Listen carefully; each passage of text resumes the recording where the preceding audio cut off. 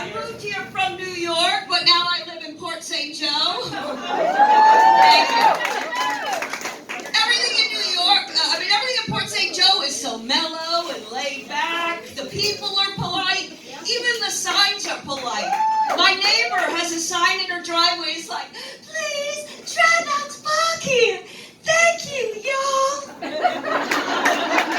The signs in New York are like, don't even think of freaking parking in. And I want to know, and the sign is a guy with his hand like this. And I'm telling you, it wasn't safe when I lived in New York. I lived alone. A guy broke into my apartment. He went into my purse, took out some money. I woke up. I grabbed him by the shirt tail, flung him on the floor, and said, you son of a bitch!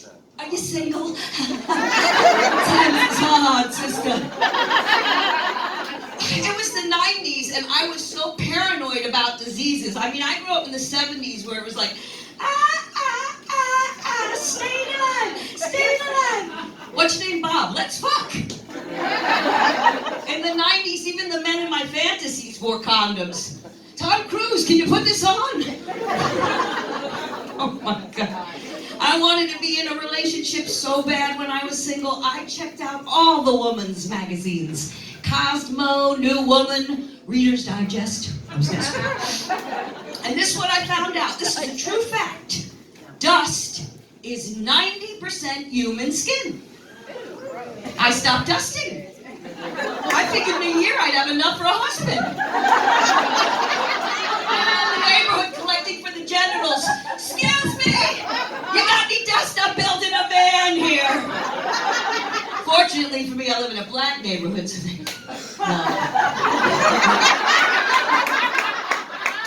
And every time I wanted to have children so bad, and I just wanted to know what it was like, I'd call my friend Joanne. And this is Joanne. I'm like, Joanne, what are you and Mark doing this weekend? She's like, well, Gina, Mark and I thought Mark and I thought we would go to dinner. And Daniel, stop hitting your brother. Then we go to a movie. Daniel! If you don't stop hitting your brother, I'm going to rip your balls off. What are you doing this weekend, Gina? Taking my birth control pills. Fucking packed. Are you kidding? Oh my God. I don't know. I wanted to get married. I had to get married because I was constantly getting dumped. It was my fault, though. I asked for a commitment. I asked him to spend the whole night. Oh, well, always a bridesmaid, never a bride. Actually, I've never even been a bridesmaid, which is good because I don't have any ugly green dresses in my closet. I finally finally met a man. We fell in love, got married. 6 months later, we had a little baby girl. Don't judge me. And in the Italian tradition, I wanted to name my daughter the name we all use, the traditional name. My father is Vinnie Vicari. My brother is Vinnie Vicari. My nephew is Vinnie Vicari. So when they brought the birth certificate in, I just started writing Vinnie Vicari. And my mother and my husband are like, no, we got enough Vinnie Vicaris in this world. So I named her George Foreman. She's a good girl, George.